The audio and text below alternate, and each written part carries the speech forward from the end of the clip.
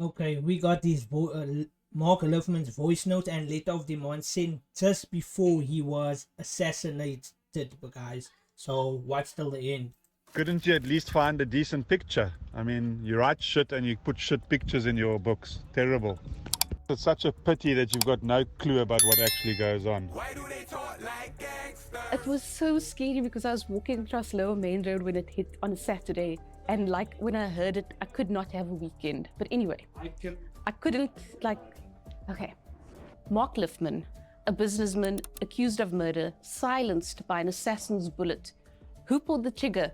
And what secrets did the target take to the grave? Hi, I'm Karen Dolly, and I'm an author and journalist at Daily Maverick. The businessman turned murder accused was assassinated in the Western Cape town of George on the 3rd of November 2024 while facing accusations and on trial for the assassination of another organized crime suspect, Brian, the steroid king, Weinstein. 2 suspects have been arrested for Lifman's killing. At this time, as I talk, it's not yet clear what will happen to them. I've been a journalist for nearly 2 decades, and I've covered crime extensively in South Africa, especially in its gang epicenter, the Western Cape and Cape Town. Due to my work over several years, I've reported on matters relating to, among others, Mark Lifman. At the time of his November 2024 murder, he was on trial for the August 2017 murder of international steroid smuggler Brian Weinstein, who had been wanted in the United States.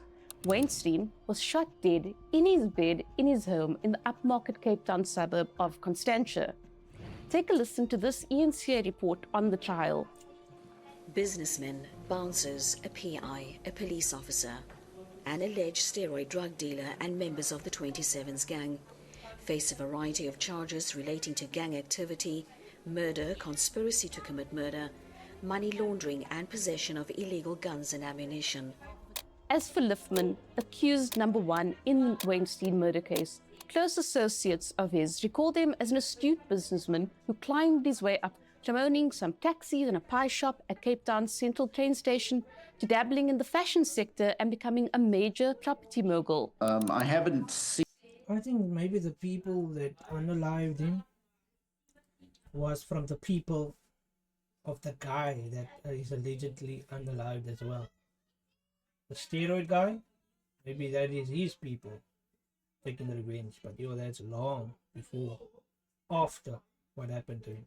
Seen him in recent years, but many years ago I knew him as a taxi operator that had Liffey's taxis out of Sea Point, and he had taxis running in and out of from town and onto the Cape Flats.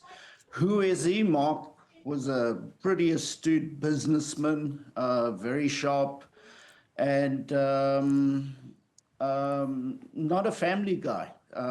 He's got family members, but he wasn't really a family guy.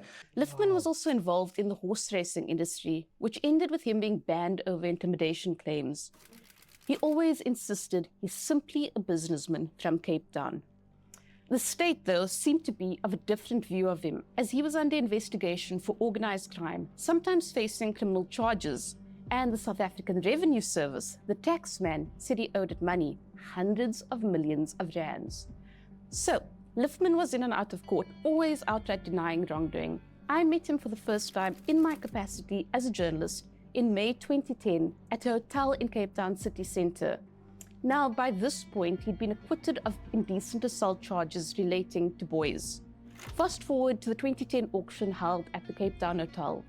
It involved assets that had belonged to Lifman and his associate Yuri Ulyanitsky, also known as the Russian. Now, Ulyanitsky was assassinated 3 years earlier in 2007.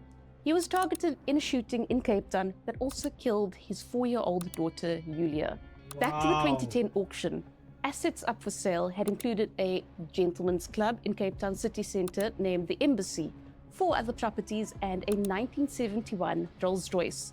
The proceeds were to be split in accordance with a March 2010 court order between Lifman and Ulanitsky's widow, Irina. It was after the auction I met Lifman. He was seated on a couch, if I recall correctly, and when I asked if I may interview him, he casually invited me to sit down, patting the seat right next to him.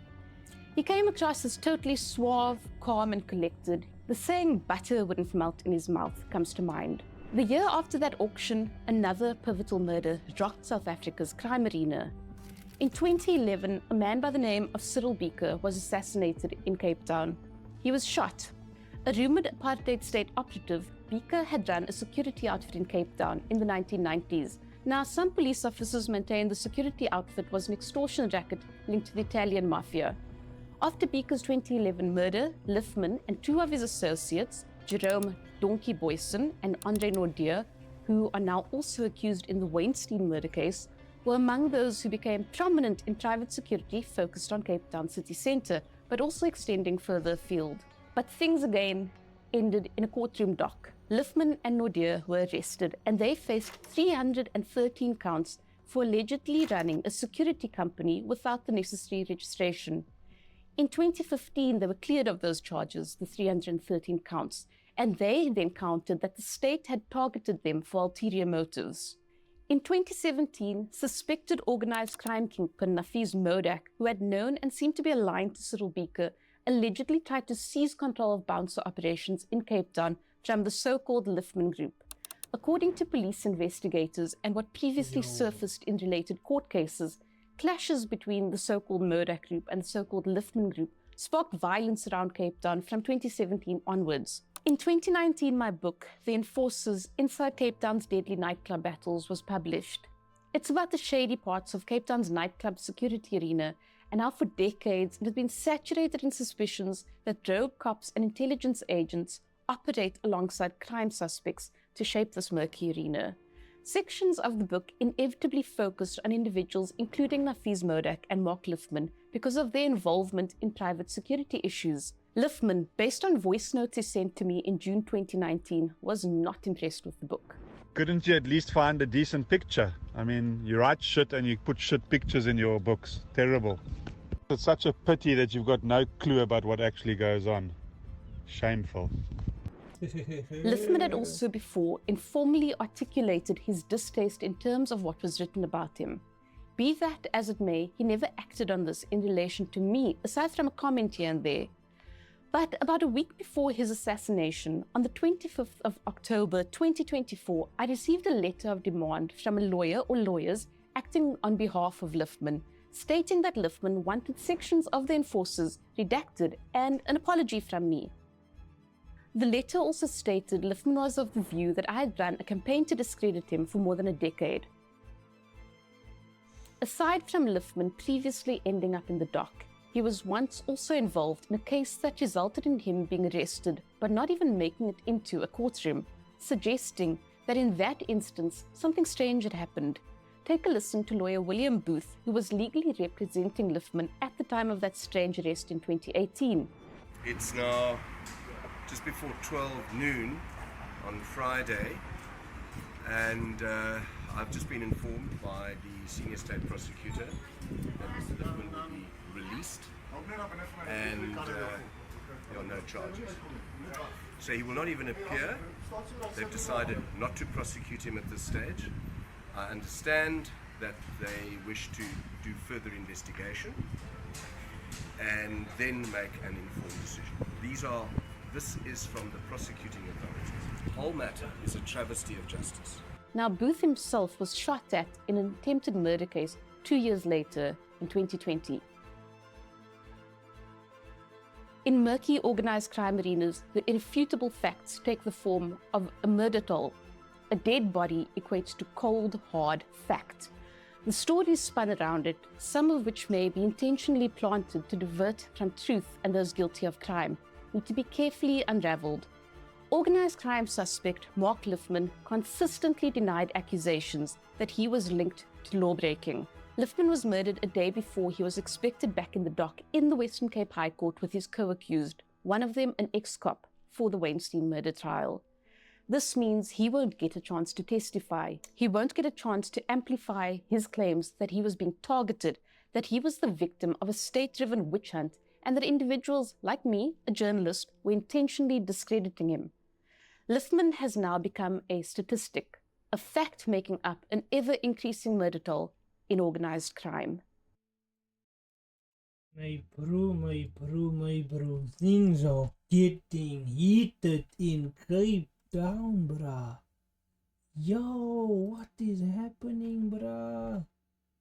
Like, literally things are getting out of hand, bruh. Like, yo. Everything after this guy was unalived, bruh.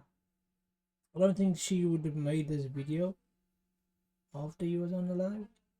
If he was unalived, or maybe she would have made a video after the trial and seeing the results of what might have come from it. But yeah, he won't testify because he is no longer there, bruh. This is crazy, bruh. This is crazy. And like I said, this is out of a movie, guys. Out of a movie.